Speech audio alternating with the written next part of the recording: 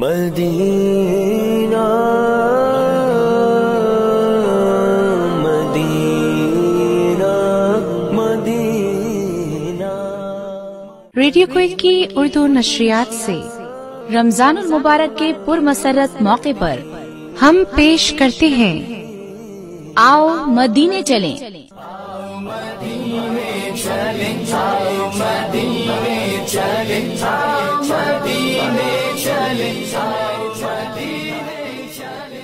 آقائے دو جہاں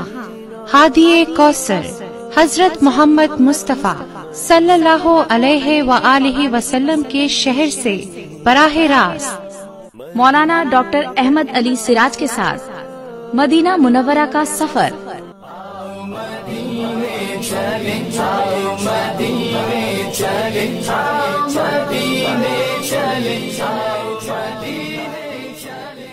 شہر مدینہ کے مختلف مقامات کا احوال، آؤ مدینے چلیں۔ آئیے سنتے ہیں۔ بند آنکھیں کریں اور طیبہ چلیں، روضائے مصطفیٰ کی زیارت کریں۔ آؤ مدینے چلیں، آؤ مدینے چلیں، آؤ مدینے چلیں، آؤ مدینے چلیں۔ یہ سامعین کرام ریڈیو کویت کی اردو نشریات ہم لائے ہیں آپ کے لیے، آؤ مدینے چلیں۔ یہ سامعین کرام، اور اس کے لیے کویت کی ایک معروف شخصیت، معروف اسکالر، خطیب ڈاکٹر احمد علی سراج سے خصوصی طور پہ ایک دفعہ پھر ہم نے درخواست کی کہ آپ ہمارے ساتھ آئیں اور اس پروگرام میں ہماری مدد کریں، اور یہ ہمیشہ سے ہمارے ساتھ تھے، ہیں اور انشاءاللہ تعالی ہمیشہ رہیں گے۔ ان کا محبت، ان کا خلوص اور ان کی اپنائیت کا ہم بہت شکریہ، بلکہ ہم کچھ بھی نہ ادا کر پائیں گے۔ جو کام یہ کر رہے ہیں اللہ تعالیٰ ان کو جزائے خیر دے۔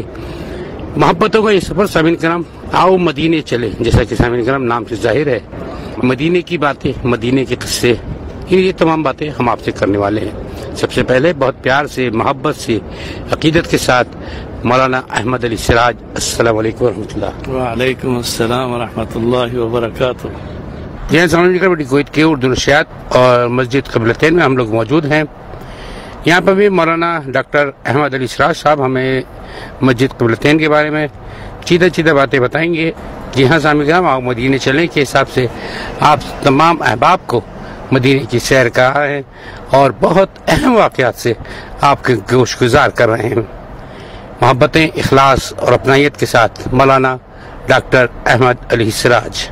بسم اللہ الرحمن الرحیم۔ اللہم لک الحمد کما ینبغی لجلال وجہک وعظیم سلطانک، اللہم صلی علی محمد وعلی آل محمد افضل صلواتک بعدد معلوماتک وبارک وسلم۔ معزز سامعین حضرات، مسجد قبلتین تاریخی اعتبار سے وہ جگہ ہے جہاں رسول اکرم صلی اللہ علیہ وسلم نے ایک ایسی نماز ادا فرمائی کہ ایک ہی نماز میں دو قبلوں کے ساتھ پڑھی جانے والی نماز، وہ آج اس نشان کو مسجد قبلتین کے ساتھ یاد کیا جاتا ہے۔ رسول اکرم صلی اللہ علیہ وسلم جب اس مدینہ منورہ کے مضافات میں تشریف لے جایا کرتے تھے، اور جب اس جگہ مسجد نبوی سے کافی دور ہے یہاں تشریف لائے، تو آپ صلی اللہ علیہ وسلم نے بعض روایت میں ہے کہ ظہر کی نماز اور بعد میں ہے کہ عصر کی نماز، بہرحال یہ ہے کہ یہ 4 رکعات والی نمازوں میں ظہر یا عصر آپ نے یہاں پر پڑھائی۔ جس وقت آپ صلی اللہ علیہ وسلم نے پہلی 2 رکعات پڑھائی تو اس وقت تک قبلہ کی تحویل ہونے کا حکم نہیں تھا، اور ہجرت کے بعد رسول اکرم صلی اللہ علیہ وسلم مدینہ منورہ میں مسجد اقصی کی جہت میں نماز پڑھایا کرتے تھے۔ لیکن دل میں یہ ارادہ اور ہمیشہ تمنا اور دعا اللہ تعالیٰ سے یہی رہی کہ اللہ رب العزت ہمارے لیے قبلہ خانہ کعبہ کو بنائے۔ اس لیے رسول اکرم صلی اللہ علیہ وسلم کی اس تمنا کو اللہ تعالیٰ نے یوں پورا کیا اور اس جگہ پر پورا کیا کہ آپ نے جب یہاں 4 رکعات والی نماز میں 2 رکعات جب پڑھا کر تشہد میں تشریف فرما تھے تو آپ صلی اللہ علیہ وسلم پر وحی نازل ہوئی۔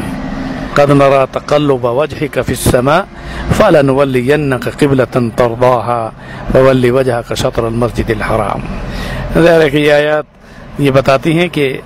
اے محمد صلی اللہ علیہ وسلم، آپ کا سر اٹھا کر بار بار آسمان کی طرف نظر کر کے نگاہوں کو اٹھا کر دیکھنا، اللہ تعالیٰ نے اس نیت پر کہ آپ کا قبلہ کب تحویل ہوگا۔ اب ہم آپ کی اس تمنا کو پورا کرتے ہوئے آج کے بعد اب اس حکم کے بعد آپ کی نماز کو تا قیامت امت کی نماز کو خانہ کعبہ کی جہت میں پڑھنے کا حکم کرتے ہیں۔ فولی وجہ کا شطر المسجد الحرام، یعنی مکہ مکرمہ مسجد حرام، القعبۃ قبلتنا، اللہ تعالیٰ نے کعبہ کو ہمارا قبلہ بنایا۔ رسول اکرم صلی اللہ علیہ وسلم نے اس آیت کے نزول کے بعد تشہد میں بیٹھ کر تیسری رکعت کے لیے جب کھڑے ہوئے تو آپ صلی اللہ علیہ وسلم کا چہرہ صحابہ کی طرف مڑ گیا۔ ظاہر ہے کہ مسجد اقصی اور خانہ کعبہ یہ اپوزٹ اباؤٹ ٹرن کے ساتھ تھے،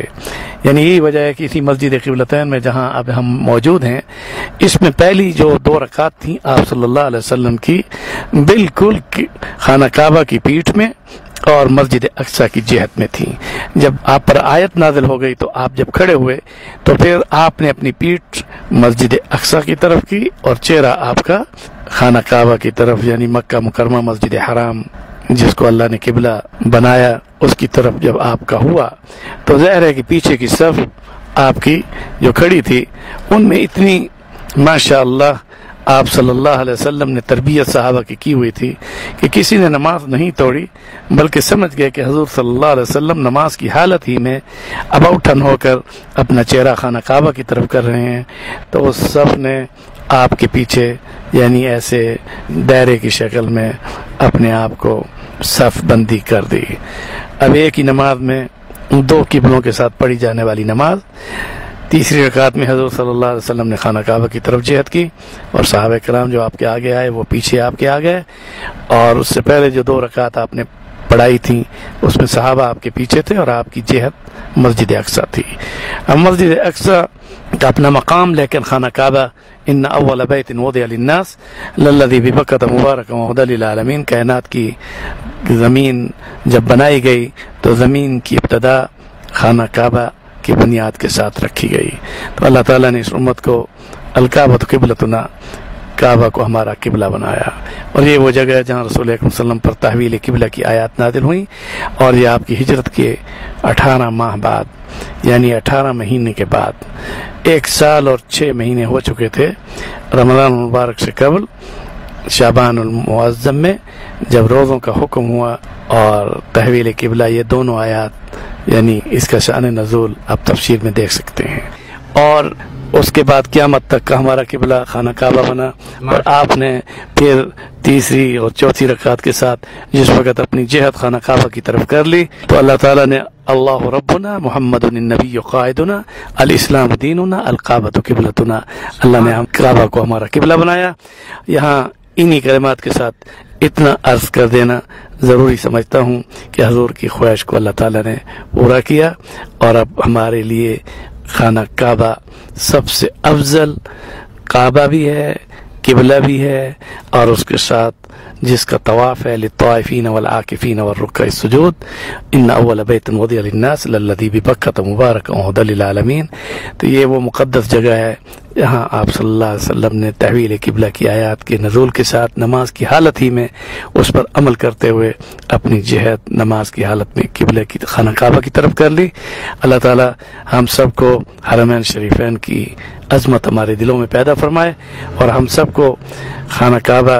اور حرمین شریفین کی عظمت کے ساتھ ہم سب کو عزت و عظمت نصیب فرمائے۔ اللہم زد ھذا البیت تشریفا و تکریما و تعظیما، وصلی اللہ تعالی علی رسول محمد وعلی آلہ وصحبہ اجمعین۔ السلام علیکم ورحمۃ اللہ وبرکاتہ۔ ماشاء اللہ، سبحان اللہ، سبحان اللہ۔ مولانا صاحب، مولانا ڈاکٹر احمد علی سراج صاحب قبلتین کے بارے میں بہت ساری باتیں ہمیں بتا رہے تھے۔ ابھی ہم یہاں سے ایک جگہ اور جائیں گے اور یہ مدینے کا سفر جاری رہے گا جب تک یہ دنیا ہم باقی ہے۔ مدینہ مدینہ مدینہ۔ جی سامعین کرام،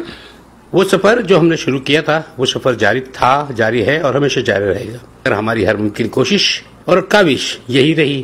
کہ آپ کو اس سفر کی تمام رودات سنائی جائے۔ مولانا ڈاکٹر احمد علی سراج ہمارے ساتھ موجود ہیں، اور ابھی ہم لوگ غزوہ خندق سے ہو کے آ رہے ہیں۔ اس کے بارے میں کچھ تھوڑی سی تفصیلات جو بتانی باقی رہ گئی تھی، سامعین کرام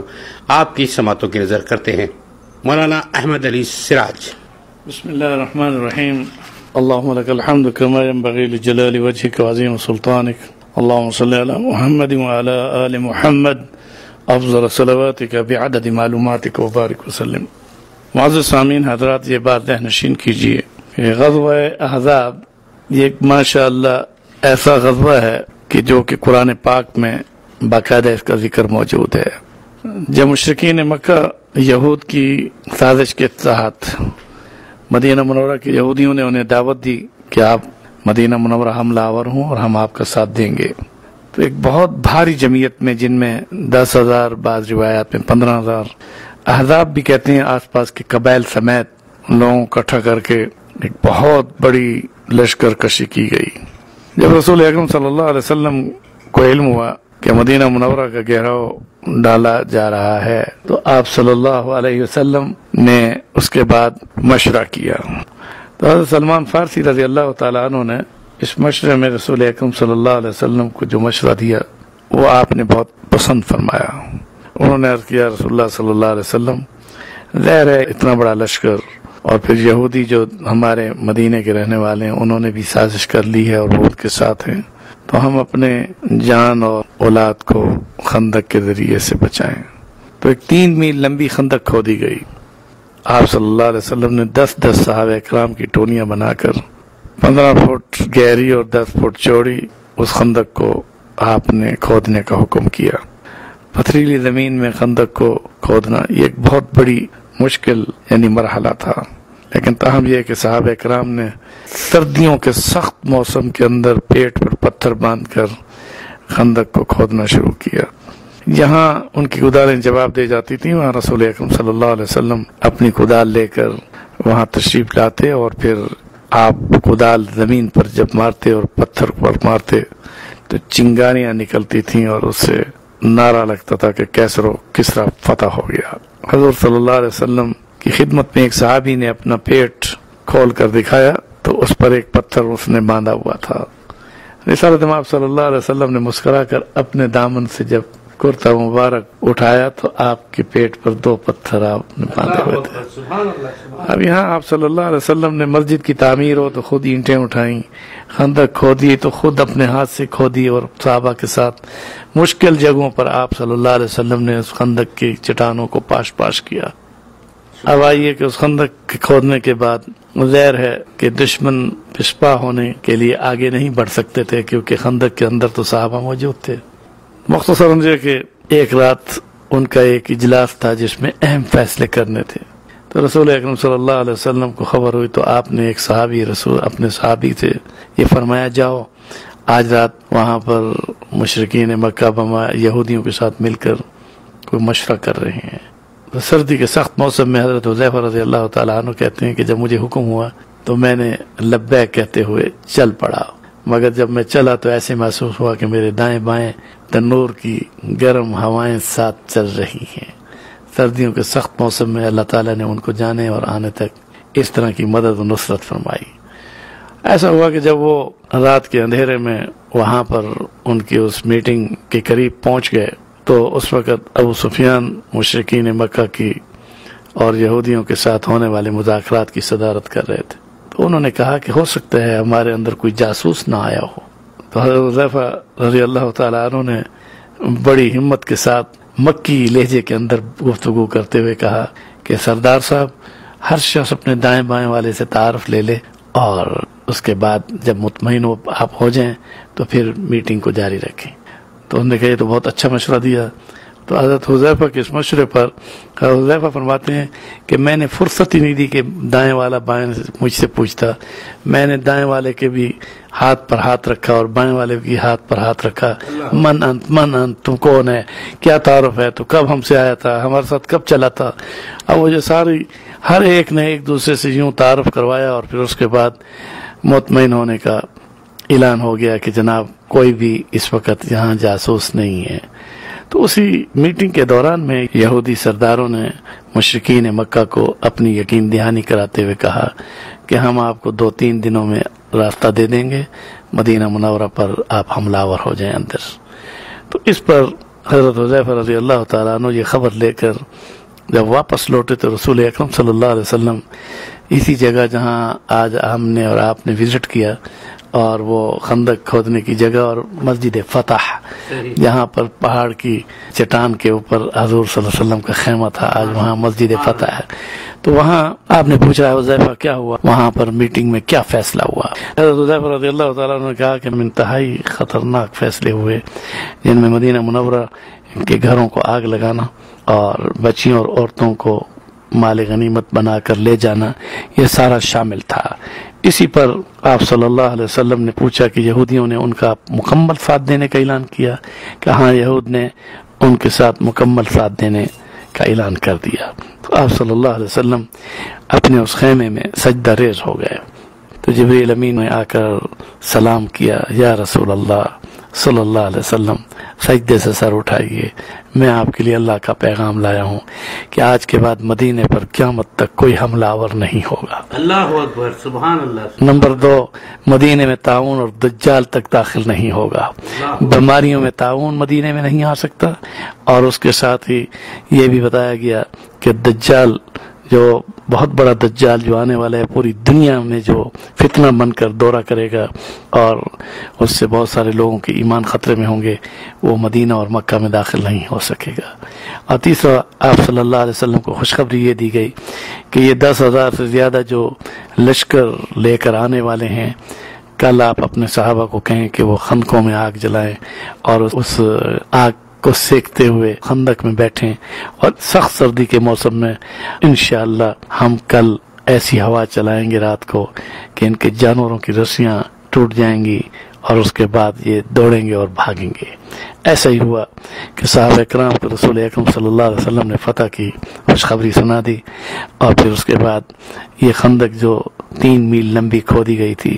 اس میں اصحاب رسول اور ازواج مطہرات سمیت تمام خواتین اسلام اس کے اندر تھیں. اور پھر تیز ترین آندھی آئی، پھر اس کے بعد ان کے جانور، ان کے ہزاروں کی تعداد میں اونٹ اور گھوڑے وہ دوڑے، اور پھر مشرکین مکہ کے 10,000 سے زیادہ اس لشکر میں، جو اتنے ہزاروں کی تعداد میں اونٹ بھی لائے تھے، اور اس کے علاوہ وہ ذبح بھی کرتے تھے، کھاتے بھی تھے، اور گھوڑے بھی. تو وہ پھر اس کے بعد ہوا چلنے سے اور رسیاں کھلنے سے جب دوڑنے لگے، تو ابو سفیان نے کہا کہ جو جس سواری پر بیٹھ جائے کوچ کرے. اسی طرح سے غزوہ خندق میں اللہ رب العزت نے اس کو غزوہ احزاب قرار دیا ہے، اور قرآن پاک میں سورۃ احزاب کے اندر اس واقعے کو پیش کیا ہے. پھر رسول اکرم صلی اللہ علیہ وسلم جس وقت مال غنیمت لے کر پھر مدینہ منورہ مسجد نبوی، مدینہ کے اندر ہی خندق ہے، اور پھر اس کے بعد مسجد نبوی پہنچے، اور اپنے حجرہ مبارک میں ابھی تشریف لے ہی گئے تھے کہ جبریل امین تشریف لائے، اور انہوں نے کہا یا رسول اللہ صلی اللہ علیہ وسلم آپ نے ہتھیار اتار دیے، ابھی تک تو ہم نے پہنے ہوئے ہیں. تو انہوں نے کہا، اللہ کے رسول نے پوچھا اس سے کیا مراد؟ کہا کہ ابھی تو اور آپ کا ایک مارکا رہتا ہے یہودیوں کے ساتھ. تو اسی پر رسول اکرم صلی اللہ علیہ وسلم نے آواز لگا دی. صحابہ کرام میں سے بعض صحابہ اپنے گھروں کے اندر پہنچ چکے تھے، اور بعض راستے میں تھے، اور بعضوں کے بارے میں کہ ایک قدم ان کا گھر کے اندر تھا اور ایک باہر تھا، جب آواز سنی تو واپس لوٹ کر آئے. اور رسول اکرم صلی اللہ علیہ وسلم نے سب صحابہ کرام کو یہ فرمایا کہ عصر کی نماز وہاں بنو قریظہ میں جا کر پڑھو. اور وہ ایک واقعہ ہے لمبا کہ بعضوں کی عصر وہاں پہنچنے میں تاخیر کے ساتھ ہو رہی تھی، تاہم یہ کہ سب وہاں پر پہنچ گئے. اور رسول اکرم صلی اللہ علیہ وسلم نے جس طرح خندق کے کھودنے میں مسجد نبوی کے اندر نمازیں ادا نہیں فرمائیں، بلکہ آپ نے جماعت وہیں غزوہ خندق کے اس مقام پر جہاں 7 مساجد ہے، وہاں پر آپ صلی اللہ علیہ وسلم نے جتنے دن قیام فرمایا، با جماعت نماز کا اہتمام وہیں ہوتا رہا. اس لیے وہ جگہ جبل سلا اور یہ سارا اس کے آس پاس کا ایریا، اور جہاں خندق کھودی گئی ہے 3 میل لمبی، میں سمجھتا ہوں کہ عظیمت کے اس باب میں اذان اور تکبیروں کے ساتھ صف بندی، یہ کتنا ایک عظیم منظر ہوگا کہ جس میں خندق بھی کھودی جا رہی ہیں، اور کدالیں بھی ہیں، اور وضو بھی ہو رہا ہے، اور نماز بھی پڑھی جا رہی ہے. حضرت صلی اللہ علیہ وسلم نے اس کے بعد بنو قریظہ پہنچ کر جب یہودیوں کو پتہ چلا تو وہ قلعہ بند ہو گئے، اور آپ نے ان کے قلعے کا محاصرہ کیا، اور وہاں پر بھی تقریباً 15 دن اور بعض روایات میں 13 دن آپ صلی اللہ علیہ وسلم نے ان کا محاصرہ جاری رکھا اور وہیں بہر صف بندی میں باجماعت نماز کا اہتمام ہوتا رہا. اور اسی میں انہوں نے تنگ آ کر یہودیوں نے کہ یہ تو اب نہیں جانے والے، تو انہوں نے کہا جی آپ ہمارا فیصلہ کر دیجئے. تو آپ صلی اللہ علیہ وسلم نے ان سے پوچھا کہ آپ کس کو اپنا اس فیصلے میں ثالث بنائیں گے؟ تو انہوں نے حضرت سعد بن معاذ رضی اللہ تعالیٰ عنہ کا نام لیا، جو قبیلہ اوس کے سردار تھے اور اس کے ساتھ ہی غزوہ خندق میں زخمی بھی ہوئے تھے. اور ان کو جو زخم آیا تھا گھٹنوں میں، جو تیر لگا تھا، تو آپ نے فرمایا تھا کہ اے سعد، اگر تو اس زخمی حالت میں گھر جائے گا تو تبھی موت گنی جائے گی، اور اگر آپ کی چارپائی مسجد نبوی میں ڈال دی جائے تو اس میں آپ کی شہادت ہے. تو اس پر حضرت سعد بن معاذ رضی اللہ تعالیٰ عنہ کو اپنے زخمی ہونے کی حالت میں شہادت کی خوشخبری جب سن لی تو انہوں نے گھر کی طرف آپ نہیں گئے، بلکہ غزوہ خندق کے بعد زخمی حالت میں مسجد نبوی کے اندر ہی بالکل ان صف بندی میں جہاں نمازیں ہوتی ہیں اور ریاض الجنہ میں ان کی چارپائی ڈال دی گئی. اور اس دوران میں حضور صلی اللہ علیہ وسلم نے جب یہودیوں نے ان کو ثالث بنایا تو آپ نے صحابہ سے فرمایا جاؤ سعد بن معاذ مسجد نبوی میں ان کی چارپائی ہے، ان کو اٹھا کر لے آؤ. جب انہیں وہاں سے اٹھا کر لایا گیا تو رسول اکرم صلی اللہ علیہ وسلم نے سعد بن معاذ کے آنے پر کھڑے ہو کر استقبال کیا، اور آپ کے ساتھ اس وقت 3000 صحابہ کرام بھی استقبال کے لیے کھڑے ہوئے. بلکہ آپ نے یوں فرمایا مسلمانوں اٹھو، قوم قبیلہ اوس کے سردار سعد بن معاذ کی چارپائی آ رہی ہے، اٹھ کر اس کے احترام کھڑے ہو کر استقبال کیجیے. یہاں یہ بات ثابت ہوئی کہ استاد کے لیے کھڑا ہونا، والد محترم کے لیے کھڑا ہونا، یا اس کے علاوہ کسی بزرگ کے لیے کھڑا ہونا یہ خلاف سنت نہیں، بلکہ حضور صلی اللہ علیہ وسلم نے اس کی تلقین اس موقع پر فرمائی جب سعد بن معاذ رضی اللہ تعالیٰ عنہ قوم کے سردار اور چارپائی پر لائے گئے، آپ خود بھی کھڑے ہوئے اور ان کے استقبال کے لیے صحابہ کو بھی کھڑے ہونے کا حکم فرمایا. اب آئیے جب حضرت سعد بن معاذ رضی اللہ تعالیٰ عنہ پہنچ چکے تو یہودیوں نے یعنی جو قلعے کے اندر اوپر تھے نیچے آئے، اور اس کے بعد انہوں نے کہا سعد آپ ہمارا فیصلہ کیجیے. سعد نے کہا رسول اکرم صلی اللہ علیہ وسلم کی موجودگی میں کیسے فیصلہ کر سکتا ہوں؟ امام صلی اللہ علیہ وسلم نے ارشاد فرمایا سعد آپ فیصلہ کیجیے، کیونکہ اب آپ کے فیصلے میں زبان آپ کی ہوگی اور حکم خدا کا ہوگا. اللہ اکبر، سبحان اللہ. ایسا ہی ہوا کہ سعد بن معاذ نے آپ صلی اللہ علیہ وسلم کے حکم پر ثالث ہونے کے ساتھ یہودیوں کو یہ فیصلہ سنایا کہ کیا تم نے مشرکین مکہ کو مدینہ منورہ حملہ آور ہونے کی دعوت دی تھی؟ یہ بات اس وقت بڑی خوبی کی تھی کہ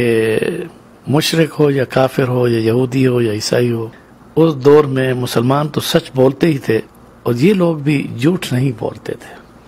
تو اسی پر مختصراً یہ کہ رسول اکرم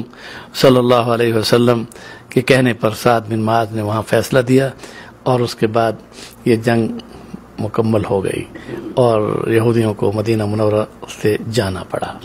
اب آئیے مختصراً یہ کہ غزوہ خندق در حقیقت یہ ایک ایسا غزوہ ہے کہ جس میں اس کے بعد ریاست مدینہ پوری طرح سے اپنے پاؤں پر کھڑی ہو گئی، اور میثاق مدینہ میں یہودیوں کے ساتھ وہ میثاق جو تھا انہوں نے اس عہد و پیمان کی خلاف ورزی کی تو وہ بھی اس سے خارج ہو گئے، اور اس کے بعد پھر حرمین شریفین کی عظمت قیامت تک انشاءاللہ قائم اور دائم رہے گی. ماشاءاللہ، سبحان اللہ. مولانا ڈاکٹر احمد علی سراج صاحب سے بہت ساری مفید باتیں ابھی اور بھی کرنا باقی تھی، مگر سامعین کرام ہماری ہر ممکن کوشش تھی کہ آؤ مدینے چلیں کہ سفر جب اختتام ہو تو آپ کی تسلی ہو چکی ہو، مگر تشنگی رہ گئی. کیا کریں، کبھی کبھی وقت ہمارے ہاتھ سے نکل جایا کرتا ہے. مگر وہی بات ہے کہ آخر میں چلتے چلتے مولانا ڈاکٹر احمد علی سراج صاحب سے اس بارے میں رائے لیتے ہیں کہ مدینے کے سفر کو اگر ہم مختصراً بیان کریں چند منٹوں میں تو کس طرح کریں گے؟ بسم اللہ الرحمن الرحیم. جہاں تک مدینہ منورہ کی عظمت اور رفعت کا تعلق ہے، یہ بات روز روشن کی طرح واضح ہے کہ فتح مکہ کے بعد بھی رسول اکرم صلی اللہ علیہ وسلم نے اپنا مسکن مدینہ رسول صلی اللہ علیہ وسلم کو قرار دیا، اور مدینہ منورہ اپنی عظمت کے اعتبار سے وہ ان بلندیوں پر پہنچا کہ جہاں آپ صلی اللہ علیہ وسلم آرام فرما رہے ہیں، اور گنبد خضرا کی رونق کی بہاروں میں جہاں پر دنیا بھر کے مسلمان آ کر درود و سلام پڑھتے ہیں تو وہاں ان اللہ و ملائکتہ یصلون علی النبی یا ایھا الذین آمنوا صلوا علیہ وسلموا تسلیما، اللہ اور اس کے فرشتے رسول اکرم صلی اللہ علیہ وسلم پر درود و سلام پڑھ رہے ہیں۔ 70,000 فرشتہ روزانہ مدینہ منورہ میں صبح و شام کی تبدیلی کے ساتھ باقاعدہ نازل ہوتا ہے اور وہ آپ صلی اللہ علیہ وسلم کی خدمت میں سلام پیش کرتا ہے۔ جس فرشتے کو ایک بار باری ملتی ہے دوبارہ قیامت تک اس کو باری نہیں ملے گی۔ اسی طرح سے مدینہ منورہ اپنی عظمت کے اعتبار سے اتنا بلند و بالا شہر ہے کہ آپ صلی اللہ علیہ وسلم نے اس کے بارے میں کہ مسجد نبوی یہ جنت میں منتقل ہوگی، اسی طرح سے جبل احد یہ جنت میں منتقل ہوگا۔ مدینہ منورہ کی زمین پر جو مٹی ہے اس کی یہ شان ہے کہ جب ہوا سے گرد غبار اڑتی ہے تو آپ نے فرمایا کہ مدینے میں اڑنے والے غبار میں اللہ تعالیٰ نے شفا رکھی۔ آپ یہاں یہ بات ذہن نشین کیجئے کہ مکہ مکرمہ میں زمزم کا کنواں ہے جو ایک ہے، اور اس کنویں سے لوگ اس پانی کو تبرک کے طور پر لے جاتے ہیں، اور اس میں کوئی شک نہیں کہ اللہ تعالیٰ نے زمزم کے پانی میں شفا رکھی ہے، لیکن وہ خاص جگہ سے وہ پانی ہے، ایک ہی کنویں سے۔ مگر مدینے کو یہ امتیاز حاصل ہے کہ یہاں تو پورے مدینے کی حد نبوی کے اندر جو حدود حرم نبوی ہے اس میں اڑنے والی غبار اس میں اللہ نے شفا رکھ دی ہے۔ اور اسی طرح سے رسول اکرم صلی اللہ علیہ وسلم نے خود ارشاد فرمایا کہ قیامت کے دن میں جب کھڑا ہوں گا تو میرا ایک ہاتھ ابو بکر کے کندھے پر ہوگا اور دوسرا ہاتھ عمر فاروق کے کندھے پر ہوگا، ہاکذا نبعث یوم القیامہ، اس طرح ہم قیامت کے دن تینوں یار اٹھائے جائیں گے، اور سب سے پہلے میں بقیع جاؤں گا جو جنت البقیع میں، جہاں پر صحابہ کرام، اہل بیت رسول اور اس کے ساتھ ہی شہداء اسلام، صلحاء امت اور قیامت تک نہ جانے کتنی بڑی بڑی ہستیاں حضور صلی اللہ علیہ وسلم کی امتیوں میں جن کو اللہ تعالیٰ نے نصیب میں لکھا ہے وہ جنت البقیع میں دفن ہوں گے۔ تو حضور نے فرمایا کہ سب سے پہلے میں اہل بقیع کی شفاعت کروں گا، پھر اہل مدینہ کی شفاعت کروں گا، پھر اہل مکہ کی شفاعت کروں گا، پھر اہل طائف کی شفاعت کروں گا۔ تو شفاعت رسول جو رسول اکرم صلی اللہ علیہ وسلم کو حاصل ہوئی ہے، اور وہ ایک ایسا انعام ہے آپ صلی اللہ علیہ وسلم کو اللہ کی طرف سے کہ آپ جس کی بھی شفاعت کریں گے وہ قبول ہوگی۔ تو سب سے پہلے شفاعت اہل مدینہ کے لیے ہوگی، اس لیے آپ نے فرمایا کہ جس کو یہ ہمت اور طاقت ہو کہ وہ اگر وہ چاہتا ہے کہ وہ مرے فلیمت فی المدینہ، وہ مدینہ میں آ کر مرے۔ تو ظاہر ہے کہ مدینہ کی موت کی تمنا کرنا بھی یہ ایک دعا میں حضور صلی اللہ علیہ وسلم کی حدیث کی روشنی سے جائز ہے۔ اور اسی طرح مسجد نبوی کی نمازیں ہوں، مسجد قباء کی نماز ہو، اور دیگر یہاں پر بہت ساری ایسی جگہیں ہیں۔ اب آپ حیران ہوں گے کہ ایک جگہ ہے جس کو مسجد اجابہ کہتی ہیں، یہ مستشفى انصار کے بالکل ساتھ ہے۔ تو اس میں آپ دیکھیں گے کہ وہ مسجد اجابہ یہ وہ جگہ ہے جہاں رسول اکرم صلی اللہ علیہ وسلم نے 3 دعائیں کی تھیں، اور جن میں آپ کی 2 دعائیں قبول ہوئیں، اور تیسری دعا اللہ تعالیٰ نے آزمائش کے طور پر امت کے لیے باقی رکھی۔ تو حضور صلی اللہ علیہ وسلم کے اس طویل ترین سجدے میں جو دعائیں تھیں وہ یہ تھیں کہ اے اللہ میری امت کو قحط کے اندر پوری امت کو تباہ نہ کرنا، اے اللہ میری امت کو پانی کے غرق ہونے کے ساتھ پوری امت کو تباہ نہ کرنا۔ تو اللہ نے ان 2 دعاؤں کو فوراً قبول کر لیا۔ اس لیے امت پوری دنیا میں پوری امت بیک وقت قحط کے تحت ہلاک نہیں ہو سکتی، کیونکہ حضور کی دعا اس امت کے ساتھ ہے۔ اسی طرح سے غرق بھی نہیں ہو سکتی کیونکہ حضور کی دعا قبول ہوئی ہے۔ مگر تیسری دعا جو آپ نے فرمائی کہ اللہ میری امت میں انتشار اور اختلاف پیدا نہ ہو، تو اللہ نے فرمایا کہ یہ آزمائش رہے گی، اور اس دعا کو یعنی آپ صلی اللہ علیہ وسلم کی دعا کے جواب میں کہ امت میں یہ ایک چیز انتشار کی اور اختلاف کی، یہ ابتلا میں امتحان کے طور پر رہے۔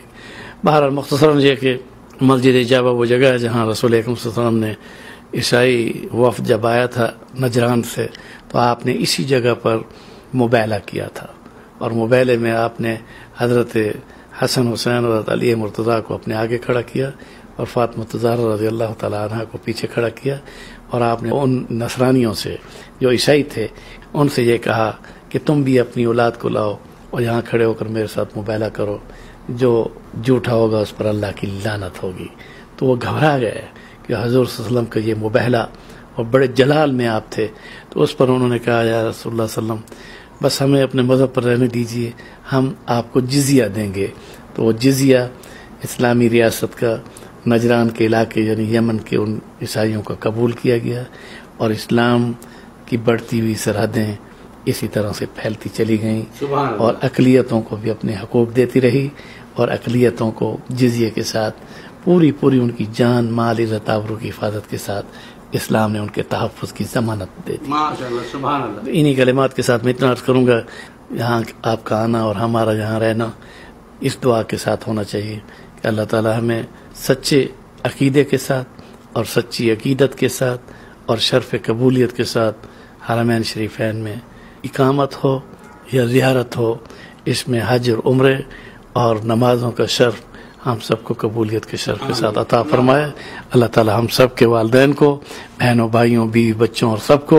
بغیر جدائی کے جنت الفردوس میں رسول اکرم صلی اللہ علیہ وسلم کی مجلس میں اکٹھا فرما کر اللہ تعالیٰ اپنا دیدار نصیب فرمائے. وصلی اللہ تعالیٰ علی رسول محمد وعلی آلہ واصحابہ اجمعین. گنبد خضرا کی رونق کی بہاروں کو سلام، سید کونین تیرے جانثاروں کو سلام. سبحان اللہ. بہت بہت شکریہ مولانا صاحب. مولانا ڈاکٹر احمد علی شیراز صاحب بہت ہی مفصل اور بہت ہی مفید باتیں سامعین کرام آپ سے کر رہے تھے، اور یہ بات بہت ذمہ داری سے کہوں گا کہ آج بھی مدینے کی وہی رونقیں ہیں. مدینے کی آب و تاب کو دیکھنے کے لیے جو نگاہیں خیرہ ہوا کرتی تھیں آج بھی اسی طرح ہیں. مدینہ میں جتنا سکون اور خلوص اور محبت یہاں پہ موجود ہے، پہلے تھی ابھی بھی ہے. اور آپ یقین کریں آج بھی مسجد نبوی میں افطار کا انتظام اسی طرح سے کیا جاتا ہے، اسی طرح مہمانوں کو اپنے ساتھ لے جا کر افطار کرائی جاتی ہے، اور اسی طرح سے یہاں کے لوگ اسی مخلص اور خلوص کے ساتھ جس طرح وہ ہمارے پیارے نبی ہادی کوثر آقائے دو جہاں حضرت محمد مصطفیٰ صلی اللہ علیہ وآلہ وسلم کا استقبال کیا تھا، اسی طرح آج بھی یہ محبت کرنے والے لوگ سارے انسانوں کا جو پوری دنیا سے مسلمان آتے ہیں ان کا اسی طرح سے پرتپاک استقبال کرتے ہیں، ضیافت مہمان نوازی میں مشہور ہیں. اور آج بھی اسی طرح سے جب مہمان ان کے گھروں پہ آتے ہیں تو یہ دیے کو بجھا دیتے ہیں تاکہ مہمان کھا لے تو پھر ہم کھائیں گے. آپ یقین کریں یہ سب چیزیں دیکھ کے نہ جانے کہ دل میں ایک بہت زور سے خواہش پیدا ہوتی ہے کہ کاش پوری دنیا میں مسلمان ان تمام چیزوں پہ عمل کرنے والے ہو جائیں. بہت بہت شکریہ مولانا صاحب آپ کا. سامعین کرام اب اس پروگرام کو اس طرح یہاں پہ ختم کرتے ہیں، انشاءاللہ پھر حاضر ہوں گے. اس وقت تک کے لیے اجازت دیجیے. اللہ حافظ. مدینہ مدینہ مدینہ. سامعین کرام ابھی آپ سن رہے تھے رمضان المبارک کا خصوصی پروگرام آؤ مدینے چلیں. بند آنکھیں کریں اور طیبہ چلیں، روضائے مصطفیٰ کی زیارت کریں. آؤ مدینے چلیں، آؤ مدینے